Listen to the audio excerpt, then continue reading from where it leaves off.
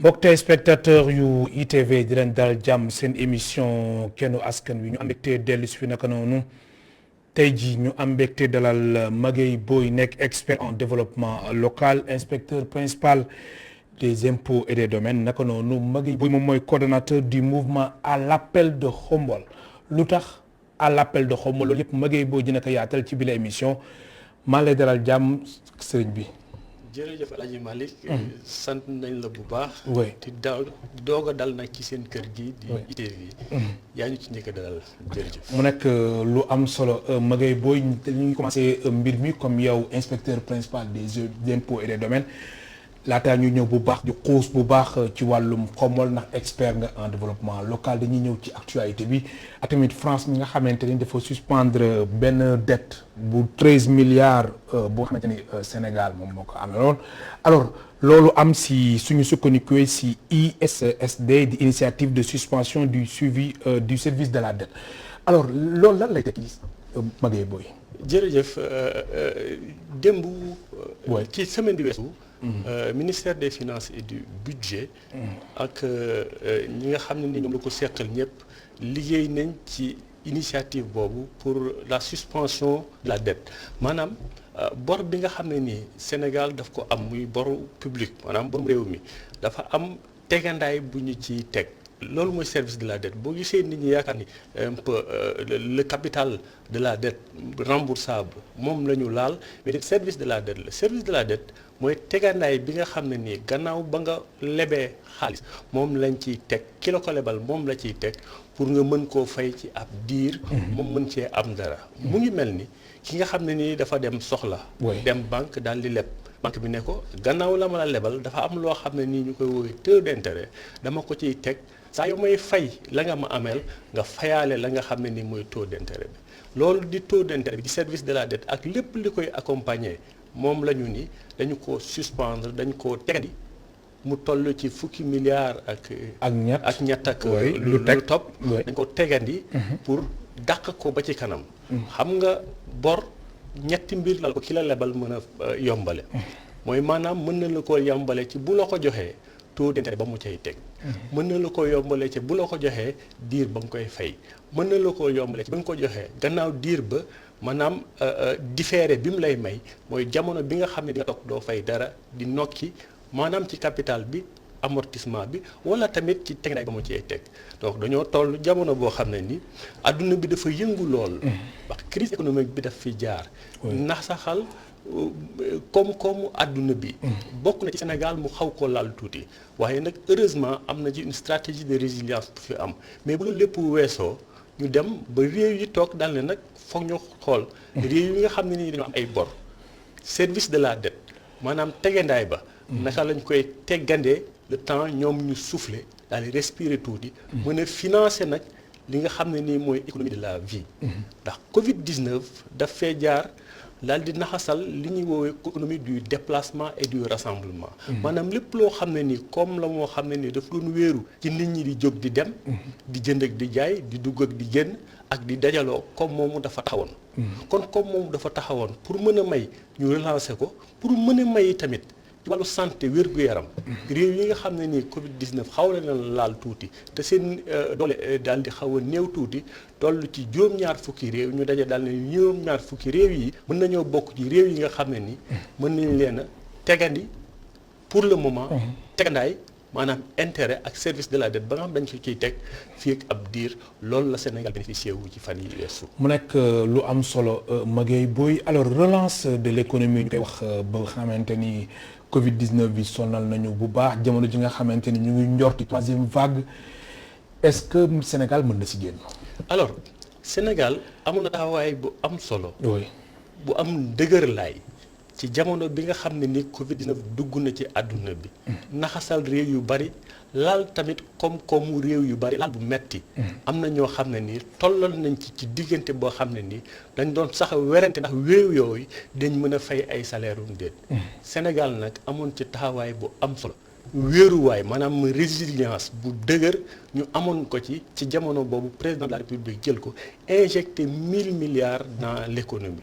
boo koy xool la rapport boobu ñu def 7% yooyu ñu def bokkoon na ci réew yi du point de vue disons valeur relative.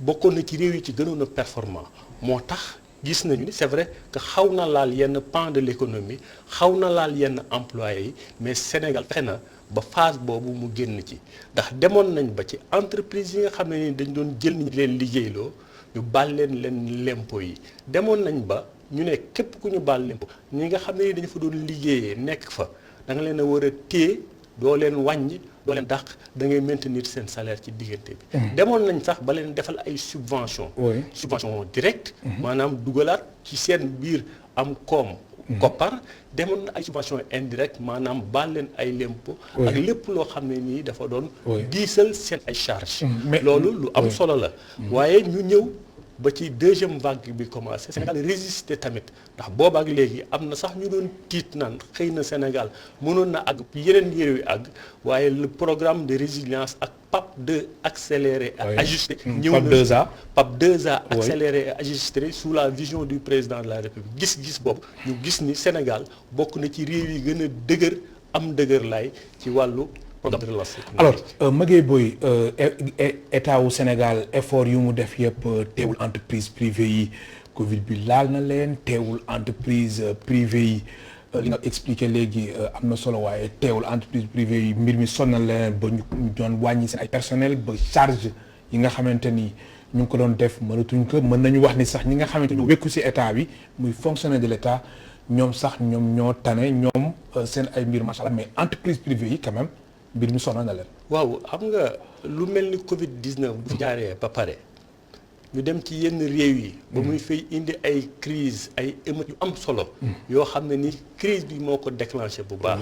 ñuy dem ba ci yenn réew yi di am jafe-jafe waxuma la entreprise yi mais réew yi ci boppam du ñàkk bu lawee ba ñëw dina tëq yenn entreprise yi nga xam ne ni dañoo nekk biir Sénégal. ba ñu xaw a yëngatu c'est vrai que am nañu ci wàññi seen ay liggéeyukaay waaye Sénégal état du Sénégal jéem na lu ne ngir gunge leen.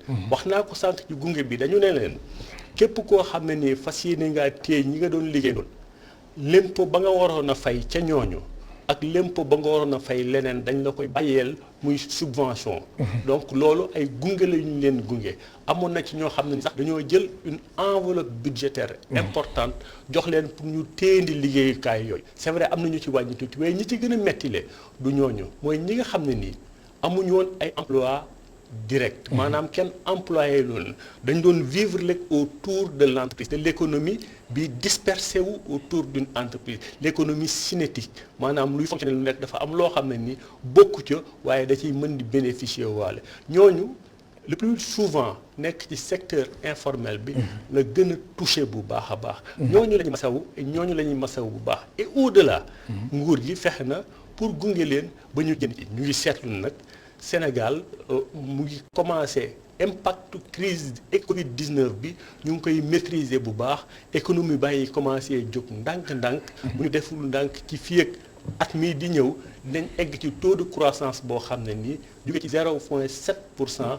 jëm ci 5,6% ci 2021 bi ñu jëm loolu ay perspectives yu am solo la pour réewum Sénégal. alors léegi wax nga mbirum impôt mbirum fiscalité tamit nekk na tamit lu am solo ndax tamit directeur général bu impôt et domaine di Bassirou Samba Niass ba kër Mamadou Ibra Kane invité si JDD jury dimanche nee na def nañ ay redressements fiscaux yi nga xamante ne dépassé na 50 milliards si suñu xaalis loolu lu muy tekki. alors Mamadou nga bañ maa may ma ba bañ a xuus loolu ci loolu ndax du ñooñu ñoo ma fa yebal bien sûr samay kilifa dafa am loo xam ne ni dafa wër suñu liggéeyukaay muy une obligation de discrétion et de réserve professionnelle sur certains aspects donc ñu bañ cee xuus waaye rek maanaam lan lay tekki laa bëgg xam redressement fiscaux yi nga xamante ne dépassé na 50 milliards redressement du lenn lu dul joyanti l'impôt bi nga xam ne nii entreprise bi waroon na koo fay naam peut-être ñenn ñi dañ doon fexe pour rëcc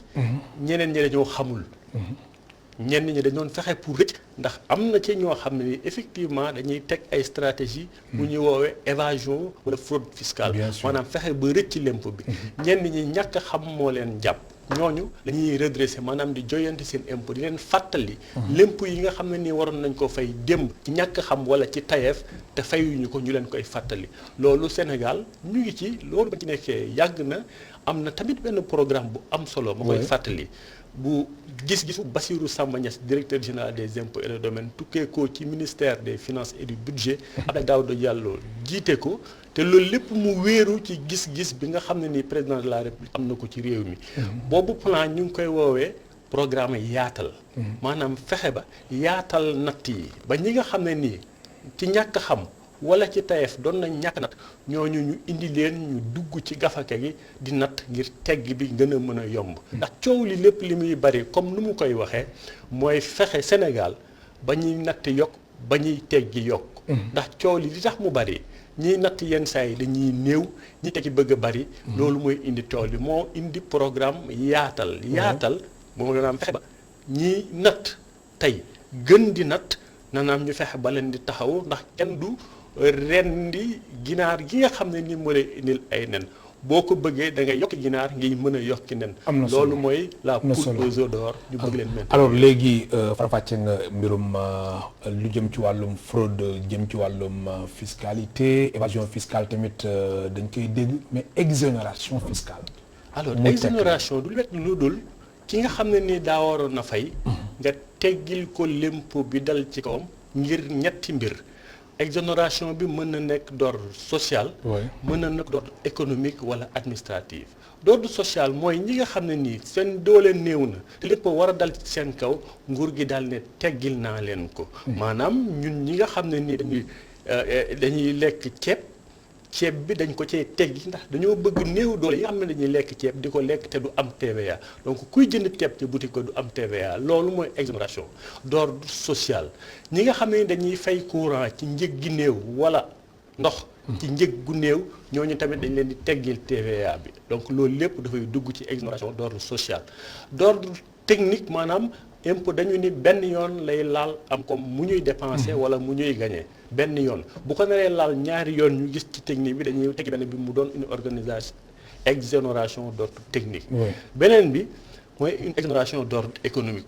boobu nag moo fi indi coow lu bari nit ñi yaakaar ni ay yàq ak ay maye yoo xam ne ni dañ koy may entreprise yi di leen ko dimbalee ñuy daw di yóbbu suñu koom. nit il faut que nit ñi xam mbir mi tëddeewul noonu. l'impôt instrument de péréquation et de promotion d'un secteur d'activité tey bu fekkee bëgg nga li nga xam ne ni dañ ko produire Sénégal ndax produit impôt day taxawal économie am koom mu mën a compétitif maanaam bu taseek yeneen produits yi yeneen jógee yeneen ci réew ñu tase fa le produit sénégalais soit compétitif en matière de coût loolu bu dee daa mën ba ngaa bëgg mu am da koy tegil l'impôt bi moo tax booy jaay loo xam ne ni dafay jëm bitim réew dañ lay wàññil l'impôt loolu moo koy expliquer boo bëggee tamit investisseurs yi ñëw am ci benn pan de l'économie boo xam ne nii nit ñi dañ ko soofantal te mën naa yëkkatiku ñu bëgg investir foofu dañ leen fay accorder exonération ba ñu dugg ci ba investir que mën a créer ay emplois mën a créer de la valeur ajoutée mën a créer de la plus-value.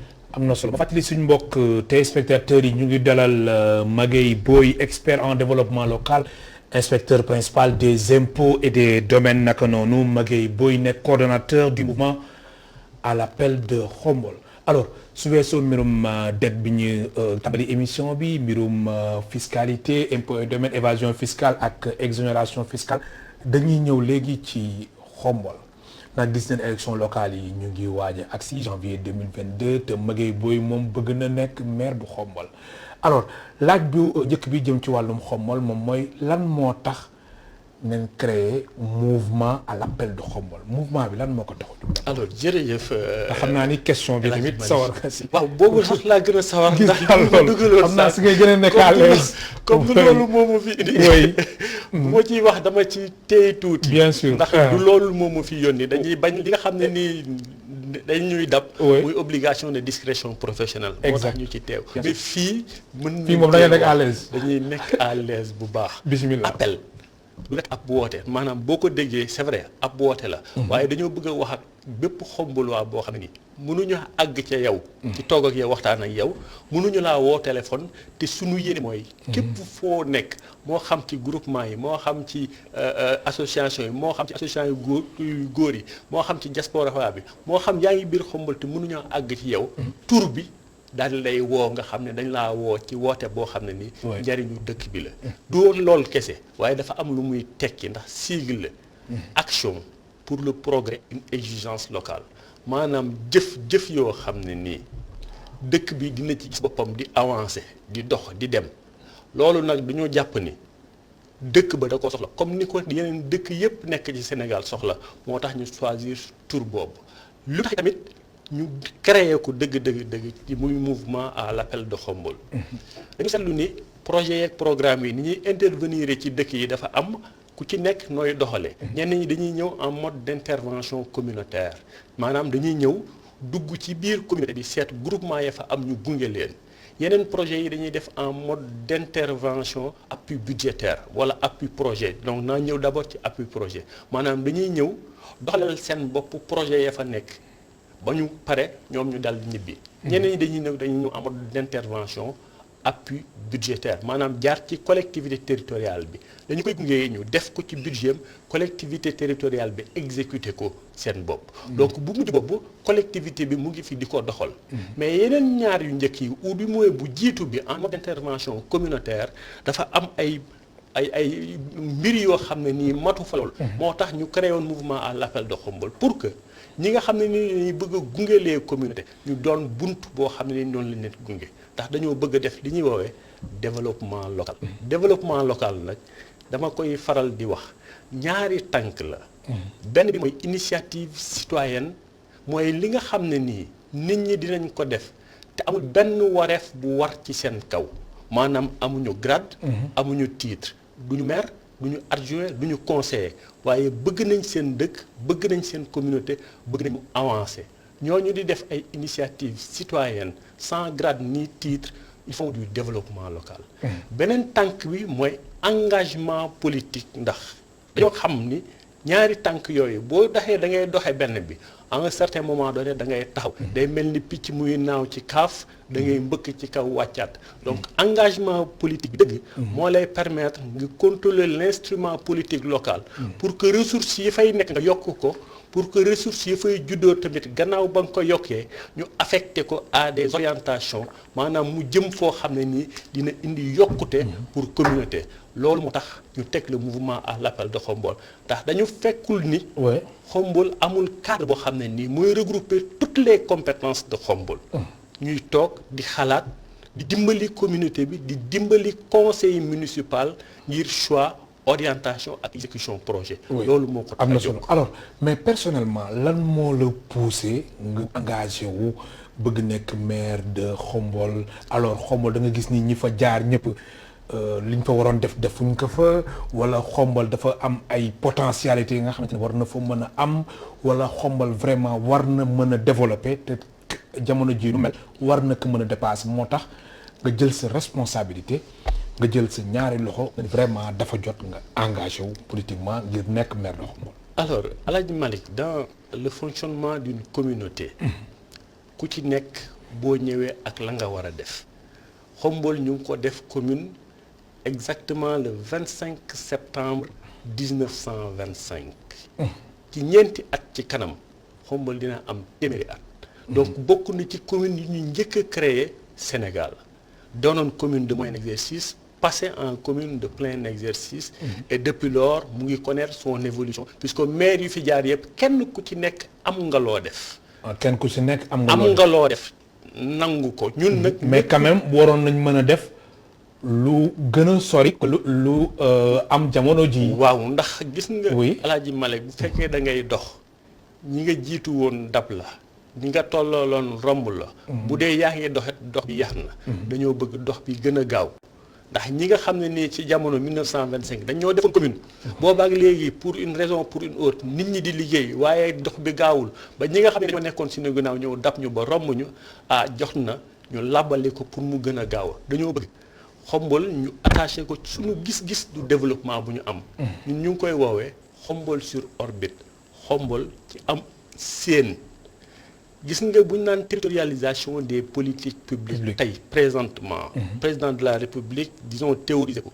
du moom mooy wàcc ci dëkk bu ci nekk daal leen defal ma fa lii defal ma fa lii defal ma fa lii. c'est aux pouvoirs locaux de comprendre les enjeux maanaam comprendre ko daal koy décliner au niveau local daal koy dérouler. pour mu mën a jariñ communauté bi ay ouvrages ay projets accompagner jeunes et cetera. attaché ko ci vision boobu nga xam ne dafa nekk une vision nationale. alors Xombol am ay potentialité yi nga xamante ne vraiment war na mën a décoller dem fu sori. alors potentialité. bi am réew. ab dëkk ab communauté. d'abord situation géographique bu Xombol soo ko xoolee diggante Dakar ak Touba. waaw effectivement loolu rek mën na nekk.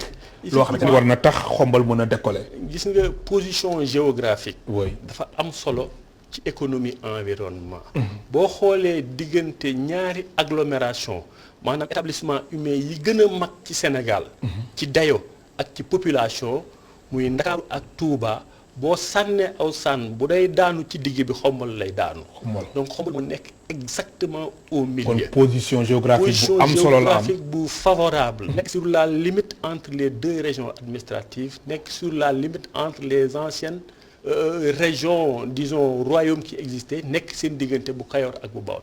position yooyu position yu ñuy exploiter la ndax boo fa jógee desservir les deux plus grands marchés du Sénégal à équidistance. dipool la nekk ci kanamu Mbour ak diggante Mbour ak Tivaouane yeneen agglomération yi nga xam ne nii ñu ngi màgg donc Xombol position stratégique la yoo xam ne nii bu ko investisseurs yi comprendre en rapport bien sûr avec les autres collectivités qui nous entourent mën nañ fa def ay mbir yu am solo ndax fii àdduna bi toll ak réew yi toll du buuxante rek ci ni ñuy gérer état moo am solo moo tax j'invite au-delà de Xombol tous les cadres qui sont capables ñi nga xam ne nii mën nañu di dara seeni dëkk seeni réew ou seeni dëkk communes yu ndaw yi ñu dem investir dañ di buuxante au niveau national ndax Sénégal développement ñun dañu koo gëm dañ koy wax le développement à la base et à la base de tout développement durable maanaam yokku ca njëlbéenam mooy njëlbéenu ku yokkuteg Sénégal dañoo gëm ni si les collectivités se transforment, le Sénégal se transforme là. Donc il nous faut beaucoup de courage pour aller nous investir au niveau local. Alors mu nekk lu am solo Magueye Boye mais li mu bëgg xam exactement Xombol lan moo fa nekk li nga xamante ne vraiment Xombol war na si mën a développer. Au-delà de la position géographique. maanaam taxawaay bi mu taxaw. xam nga dëkk réew li mu gën a yaakaar mooy ay doomam. ressources humaines de qualité moom la ñuy wër. fépp fu am pétrole te amuñu ressources humaines de qualité day tàkk fépp fu am beneen ressource te amuñu ressources humaines de qualité kenn du ko mën a exploiter. kon Xombol dafa am ay ressources humaines yu am solo mais de haute qualité. école boo xam ñu ngi ko fa tabax 1911 dëkk boo xam ne nii ñaari érudits yoo xam ne nii àdduna waxuma Sénégal dañ leen di rocc ci xam-xam bu xóot. muy Serigne Mbacké Madina ak Serigne Mansour ñëwoon sañ fa kon dëkk boobu amul lu neen. am na lu fa nekk loo xam ne nii bu ñu ko wëlbati koy jeexi ko mën na Xombol contribuer au développement du Sénégal bien entendu dama koy wax. oui parce que dañooy def au-delà parce que dañoo bëgg en faire ce qu'on appelle un laboratoire de développement local. maanaam di fa laboratoire de développement local. maanaam di fa toggee ay projets yoo xam ne nii bu ñu ko fa toggee en termes d'innovation bu paree dina mën a yeneen dëkk yi. di ko xool di leen jariñ c'est vrai que dinañ jëli tamit ci yeneen dëkk yi mais bu ñu ko jëlee ba indi ko dinañ ko tropicaliser fexe ba Xombol di contribuer au développement du Sénégal ni muy contribuer au développement du Sénégal dafay fekk moom itamit dafay fekk muy yokk en même temps. beneen bi gën a am solo.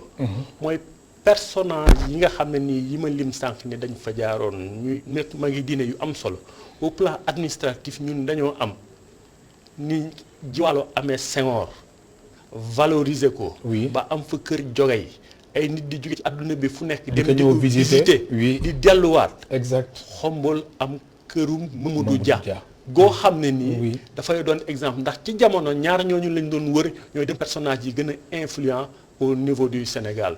ñun ñu am ko suñu dëkk war nañu mën a def loo xam ne nii kër Mamadou Dia dinañ ñëw di ko visiter ji au-delà de ces questions-là en faire une maison de bonne gouvernance ndax nit ñi bu ñu xamoon tey maison de bonne gouvernance maison de bonne gouvernance lan moo wundu tabaxum kër googu oui dinañ xam ni ëllëg war nañoo mën a wëlbatiku ci Xombol ci wane ay exemple de bonne gouvernance et au-delà ndax bañ koy tabax Mamadou da dañ ne kenn du ko tabaxee ci ressource su réew mi ñu bàyyi ba mu tukki ñu tabax ko ci ginnaaw mu ñëwee mu ne du fa dugg du fa teg tànkam ndax la mu moom mooy maison de fonction am lii kër wéjuram la kenn waru fa woon tabax lu mel noonu loolu moo tax war nañ ko mën a def une maison de bonne gouvernance mais loolu lépp bu weesoo dëkk bu nekk day am kër démb les images et objets anciens de Xombol dañ koy dugal ci barab boobu pour que xale yi fa nekk non pas gëm seen bopp ndax di bàkku waaye ñu xam seen bopp xam mag ñi fi nekkoon lan lañ fa def lan moo fi amoon démb ak bërki am na solo ñu yeewaat ko ci biir am na dëkk solo bi xale yooyu sax ngay wax moo tax may def transition jëm ci wàllum xëyu ndaw ñi emploi des jeunes bàyyiwul benn région bàyyiwul benn gox bàyyiwul benn goxaat Xombol jeunes yi am nañ liggéey. alors manqué nañ liggéey. manqué nañ liggéey lu tax. bari nañ fa yu amut liggéey. bëri na ay ndaw yu nekk Xombol yu amul liggéey. ñenn ñi amuñu métier. oui ñenn ñi am nañu métier mënuñoo am liggéey. ak la faute. La responsabilité elle est partagée. évidemment réew boo fa nekkee lépp lu gàddu ci responsabilité ci état lañ koy teg. wàcc ba ci collectivité wàcc ba ci ñun ñi nga xam ne dañu faa juddoo màggee fa yaroo fa yàlla may ñu as tuut alam xel nag laa wax de waxuma ci poste ndax poste du defarum réew. oui poste du defarum dëkk ay xel ak ay stratégie ñoo koy defal. ñun ñi nga xam ne yàlla may nañu ko ñu war a wàcc ci dëkk bi gunge ndaw ñooñu ngir ñu mën a am liggéey. gunge bi ñaari fànn la. ci wàllu formation ak ci wàllu insertion ak auto emploi wàllu formation dinañ ci jëm suñu kéem kàttan fi mu toll nii ñoo ngi ci jëm suñu kéem kàttan ci wàllu éducation ba dem nañ ba au-delà des formations techniques bu ñuy wax waxul éducation ci Xombol ñëpp seen xel dafay dem ci mouvement à l'appel de Xombol ñu mu fa def ci wàllu boobu ci 4 années yii passé waaye du loolu kese ndaw ñi pour ñu gunge leen dafa am une stratégie nationale appliquée au niveau local par des autorités locales qui ont compris les enjeux maanaam xel mi ñu koy xalaatee ci réew mi ci kaw même au-delà man dama jàpp ni dañoo war di xalaatal suñu bopp di jëfal suñu bopp ci suñu biir dëkk maanaam penser localement et agir localement. am na solo maintenant bu weesoo loolu. oui xale yi dañ leen a war a gunge ci wutum liggéey. ci wàllu formation ak ci wàllu insertion am na luñ ci jot a def. loo xam ne nii boo defoon ñu ko trop tard Xombol. ñooñu dinañ la ko wax. alors léegi wàllum infrastructure nag Xombol lan la soxla dama ci. alors damay faral di wax naan vraiment amu fa te war na fa am. liir bu judd nga solal ko grenouillère muy màgg même grenouillère ba nekk fa. bu màggee grenouillère ba dina xotteeku ba bu manquéwul day def yaramu neen. Xombol la mu amoon ci jamono. amul dara lu bëri loo xam ne nii lu am solo lu fa yokk. stade baa nga fa. mënoo faa def organiser fa un séminaire. boo xam ne nii nit ñi dañ toog dans une salle calme wala benn auditorium wala benn théâtre de verdure boo xam ne nii mën a fa ay activité de manière calme. démb rek ñu ngi koy seetlu ni bi étudiants xombolois yi di organiser seen journée d'intégration. sunu xarit le ministre de l'intérieur doonoon pare bi def fa liggéey bu am solo. dañoo mujj obligé baas ca mbedd ma tàngoor yu sonal nit ñi. loolu ci lu gën a am solo ndax développement boo ko bëggee def da ngay créer ay jumtukaay yoo xam nit ñi dafa mën di daje. di waxtaan di weccoo xalaat. stade baa nga fa na mu tolloon noonu la mel ba léegi centre de santé ba la nga xam ne nii mooy laboratoire ba léegi fonctionné wul ak yeneen ak yeneen yoo xam ne nii. ñit ñaa ngi ciy jéem. ci biir réew mi mais ñun dañu ni doyul dañ ko war a yokk moo tax ñu bëgg a mébét suñu mébét jël dëkk bi yóbbu ko fu sori ba jumtukaay yooyu mu taxaw jumtukaay yooyu nag ay mbubb la rek waaye lañ koy def ci biir ci matière ñun ñoo koy def maanaam xalaat bi di ko fa toggi di ko dérouler Xombol muy jariñ Xombol bokk na ci ñun dama koy wax ñenn ñi naan prétention la oui dëkk bi bu fekkee da ngaa bëgg a yóbbu sa dëkk fu sori. da ngay séen fu sori. boo fa àggul di nga àgg foo xam ne dina ko jege. dañoo bëgg Xombol prétention la de. doomu Xombol mooy wax. moom mooy wax. oui. ñu certifier ko en certification ISO pour les collectivités territoriales. loolu wax ju rëy la nag. ñenn ñi xam naa dañ ne waaw kii moom prétentieux na. mais li ko mënul lenn lu dul. seen fu sori boo fa mënul egg nga jot bés rek bu ñu nee Khombole ab dëkk bu ndaw ci Sénégal am na prétention pour une certification ISO des collectivités territoriales c'est détourner le monde sur Khombole may fàttali ni dëkk bu ndaw bu nekk Brésil bu ñu woowee Porto Alegre. xam nga lan moo tax nit ñi xam ko ci àdduna bi. développement participatif budget participatif dañ fa doon togg budget boo xam ne ni daf doon jóge ci suuf di yéeg nit ñi di jóge ci àdduna bi dem di ko fa jànge loolu moo yëkkati turu dëkk boobu. am na solo alors emploi des jeunes wax nañ ko léegi mais autonomisation des femmes bokk na si li nga xamante ni soxal na la autonomisation des femmes lan moo tax mu soxal la lan ban taxawaay nga fas yéene tamit am si diggante ak soxna yi. su ko defee ñoom ñu mën a gis seen bopp ci wàllum développement wu xam-xam. alors loolu boo ko bëggee liggéey dëgg. da ngay laal baaram ci góom bi.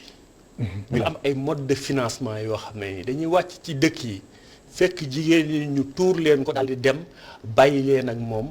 soit mu nasax wala leneen am na nag ñu ciy réussir di def lu rëy. mais bëriwul waaye c'est des modes de financement purement politique. ñun nag développement durable lañ bëgg def. moo tax maye jën gënaluñu jàngale nu ñuy nappe moo ñu gënal moo tax jigéen ñi dañ leen di jël di leen jàngal defar ay produits locaux. ay saabu ba leen jàngal naka la ñuy gérer kees doog a ñëw nag ci financement bi ndax nit boo ko jàngalul ba pare nga yëkkati dara jox ko bu jeexee wala mu tas wala mu indi coow yow yaa ko indi mais dañ koy waajal l'autonomisation des femmes daf ñoo soxal te benn ba ci c'est-à-dire développer ou du moins renforcer puisque taxaw nañ fa ba pare le leadership féminin sunu bàjjen Marouñe maa nga fay taxaw di fa am liggéey bu am solo mais au-delà de ces questions dañoo bëgg les leaders féminins gën a bari Khombole. On leur a fait une formation en leadership féminin et en prise de parole en public avant ñu egsi fii defal leen beneen en transformation et fabrication des détergents madar et autres produits ñu ngi ci nii ci jamono bii di leen defal en formation en transformation et en conservation des fruits et légumes ndax dañoo jëm ci nawet bi légumes di raar loolu lépp ñu leen koy defal plus tard ñu mën leen gunge nag ba ñu taxaw bu baax a baax. am na solo ma fàttali suñu mbokk téléspectateurs ñu ngi dalal Magaye Boye expert en développement local inspecteur principal des impôts et des domaines naka noonu Magaye Boye moom mooy coordonnateur du mouvement à l'appel de Khombole. alors beneen pàcc bi nga xamante ni Magaye Boye nekk na lu ñuy waxtaanee mooy wàllum numérisation des services d'état civil alors Khombole dafa am jafe-jafe ci wàllum état civil ba yow nga fas yéene xar sa tànk tubéy que ni mbir mi ñu numériser ko ñu ñu indi ay coppite si façon yi nga xamante ni moom lay joxe jamono ji wala. alors El Hadj Malick développement boo ko bëggee def. da ngay seet li nga xam ne nii moo lay permettre nga am ay données pour def ay projections état civil c'est le premier acte démographique bu nit di posé maanaam bu juddoo dañ koy déclarer. et dans la vie bu demee ba am ay changements maanaam takk soxla wala leneen.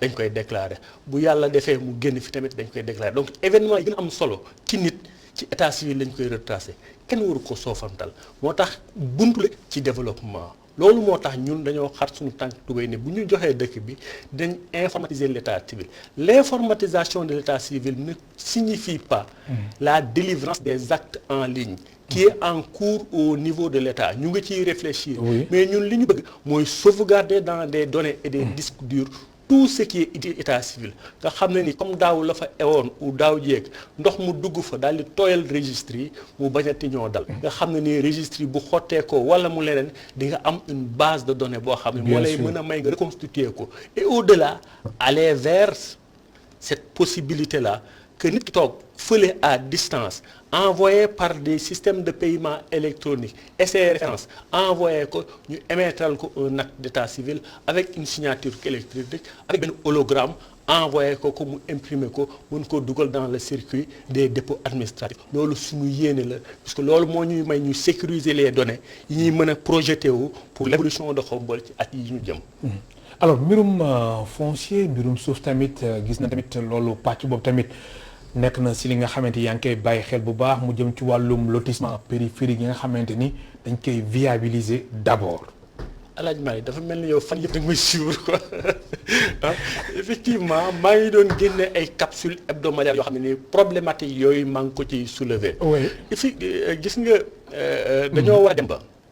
puisque ñun fan yi weesu yëpp gunge woon nañu fi ay nit ba ñu am ndox gunge leen ci adduction d'eau. Oui. ay kilomètres adduction d'eau. ak ay nit yoo xam ne dañ leen di dimbali ci ay branchements sociaux am na ñeneen ñu ko fay def biir Xombol ñoo ngi leen di gërëm. mais du loolu moo am solo xam nga lu am solo nit ki bala moo dëkk fa nga koy def parce que lu tiir ko. di ko jox boo ko xàllalee yoon indil ko courant indil ko ndox ba boo ko jox ak tam bu demee di dëkk du fa ñëw di dëkk ba pare nan la indil ma courant indil ma ndox xalal ma tali. loolu mooy sunu yéene au-delà de Xombol dañoo am un projet projet du mooy pôle intégré de développement. où on aura un espace réservé exclusivement à l'agriculture à échelle. pour alimenter le marché. au-delà bu weesoo projet hydro-agricole boobu fa nekk nga xam ne dee na te ñu bëgg koo dekkil. poids bi dafa am benn espace agricole. am benn espace d'habitation boo xam ne dañ ko war a viabiliser am benn espace d'intégration de l'artisanat ak un projet intégré de un petit parc industriel waa PPI. Oui. un petit parc industriel. loolu ci suñu xalaat la. day créer emploi régler toutes ces problématiques là. Oui. en rapport avec maanaam ànd ceeg communes yi nga xam ne ni ñoo ñu wër. bokk na ci tamit suuf yi nga xam ne dañoo nekk ci digg dëkk bi. ñu mën ko affecté ci benn ay jumtukaay yoo xam ne nii ñëpp bokk éviter ñu koy affecté ci suñu moomeelu bopp loolu bokk na ci suñu ay gis-gis ñu am. alors am na ñaari pàcc yi nga xamante ni Magaye Boye wax nga ko muy agriculture ak artisanat d'abord artisanat gis nañ secteur bi nekk na secteur bi nga xamante ni am na solo loolu moo tax sax ñoom duñ doon sàkku am ministère plein loolu def président de la def na ko mu tax la ñoom am nañ seen département ministériel alors Xombol ci wàllum artisanat ban taxawaay la si am. ak tamit lan mooy sama bët nga ne Xombol war na fa mën a dem su ko defee artisanat bi gën a mën a soqali. et au-delà de l'artisanat. oui. tous les petits métiers de Xombol. moo xam ne ni yu fi yàggoon la ak yu fi nekk léegi benn bu ci nekk du pas yëpp am na yu ñu jéem ci ñoom pour gunge leen képp kuy chef garagiste mécanicien à Xombol. jox nañ la ay valise à outils yoo xam ne nii moom ngay liggéey ci ab diir te doo ko abbi ñeneen ñi lépp loo xam ne nii dañoo nekkoon ay dawalkatu Jakarta moo xam la les petits métiers. Oui. au-delà de l'artisanat ñooñu amal solo gunge nañ leen jox ay gilet casque ak gants former leen en prévention et en sécurité routière. gis nga loolu dawal la rek bu ñu dawal ci gis-gis bu ñu am ci petit pôle intégré de développement bi war a am benn espace boo xam ne tous les artisans devront se retrouver les mécaniciens les menuisiers bois les menuisiers métalliques les tailleurs dañu fay recruter wu di liggéey ki ku leen fa soxla ñëw fekk leen fa. loolu bokk na ci suñu mébét ndax formation yi ñu leen bëgg a defal ci petit métier bu ci nekk dina leen waajal ci bépp production boo xam ne ni mën nañ ko alimenter le marché local ak le marché au-delà de Xombol. ñu ngi organiser at mu nekk lu ñuy woowee podium de l'excellence où on prend les meilleurs élèves de Xombol. pour découvrir leen benn yenn lieux yu am solo yi. ci podium de l'excellence boobu yëre yi ñuy sol dañuy dem ci tailleur Xombol ñu defar ko et lenn lu ci nekk artisanat Xombol yi. li nga xam ne ni dañ koy def ay projet pour Xombol ñoom ñoo koy accompagner. am nañ ci gis-gis bu baax. regrouper leen au sein d'un collectif pour mieux gën leen a gunge. beneen pàcc bi mooy wàllum agriculture ku ñu agriculture wax tamit suuf alors disponibilité suuf si ndax tamit des fois yenn baykat yi dañuy jànkonteel yenn jafe-jafe yi alors Xombol ci wàllum agriculture boobu su leen si sóobu bu baax a baax mbirum suuf di doon problème wala. alors olof dafay wax. ak coow yu si am si yeneen dëkk yi. waaw yeneen gox-goxaat yi. waaw dinaa ko moytu tuuti. oui ndax ci laay liggéey. mais olof day wax. ni tool day dàq àll. dëkk day dàq tool. dem nañ ba dëkk yi nga xam ne nii dañoo doonoon commune bu yàgg ndax commune bu yàgg yi dañoo doon am une assiette foncière limitée. alors que les nouvelles communes qui étaient communautés rurales seen assiette foncière dafa gën a yaatu ndax diggante biir communes yi ay villages la alors diggante biir communes yu njëkk yi ay quartiers la donc benn espace bu contigu la. Xombol dafa bokk ci communes yooyu moo tax du point de vue spatial atteindre na ses limites. c'est une problématique oui. c'est une problématique qui doit être soulevée par l'ensemble des communes qui vivent le même sort que Xombol. Xombol Ngaye Kébémer toutes ces petites communes Guinguinéo de l'intérieur du pays qui ont été communes avant l'ont connu. Maintenant la stratégie aujourd'hui qui consiste à étendre les limites territoriales justement mu ngi fi waaye tamit dafa war a ànd ak ay groupement d'intérêt communautaire ak communes yi nga xam ne ay communes rurales la ñoon pour que les grands projets yi nga xam ne dafa nécessiter suuf su bëri ñu ànd ceeg ñoom mëneendoo ko ensemble pour l'intérêt de la alors communauté. est-ce que tamit jotul ñu renforcer statut bu commune bu Khombole alors fi mu renforcer plutôt les moyens d'intervention les moyens d'intervention financiers les moyens financiers état effectivement def na ci ay pas yu am solo au niveau national oui mais bon lu mu mën di def it mais le cas de Khombole bu amul ay leaders je suis désolé de le dire mais bu amul ay leaders communautaire yu comprendre enjeux yi puisque état mënul taxaw naan defal ma lii defal ma lii defal ma kon foog leader yi seen bopp comprendre enjeux yi dem fa ñi nga xam ne nii fa ñu koy séddale ak lan leen feen war a wax pour ñu accompagner leen au niveau de Khombole et au-delà de ces questions là il y a la péréquation de la contribution économique locale bokkoon na ci jamono dëkk bu am usine doo am patente bu dëgër mais patente boobu dañoo dem ba wuyu tuddee ko contribution économique locale di ko séddale communes yi ci nekk Sénégal au-delà du fonds de dotation et du fonds de concours mais yooyu yëpp nag mu ngi lalu ci commune bu performante quand une commune est performante day attirer ay investisseurs day attirer état day attirer ay projets et programmes dafay attirer des entreprises publiques et privées loolu moo tax ñun dañoo bëgg une collectivité territoriale performante où disons le budget est affecté à des opérations performantes où il y a une reddition des comptes ñuy afficher de manière périodique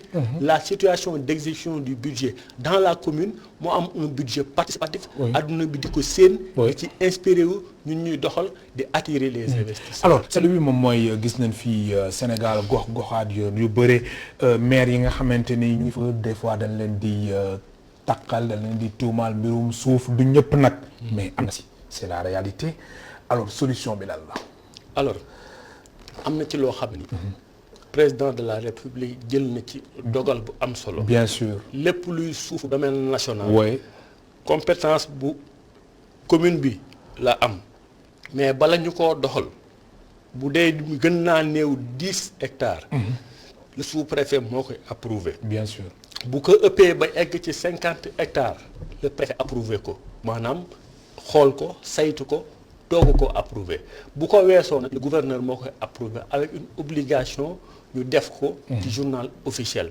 loolu bokk na ci acte yi nga xam ne nii président de la république posé na ko pour réguler képp ko xam ne nii da ngaa soxla suuf pour dëkk da ngaa soxla suuf pour bay da ngaa soxla suuf pour investir à une échelle grande nga mën cee jote exécuter ko ñun au niveau local am nañ ci xalaat. alors daanaka simili jeex na mais du ma la ñàkk laaj wàllum découpage administratif bi Magueye Boye ndax expert en développement local nga ba lecture nga si def. gis nga kaawu Dakar gis nañ kaawu Kër Massar Rufisque Bambilor Sangalkam entre autres.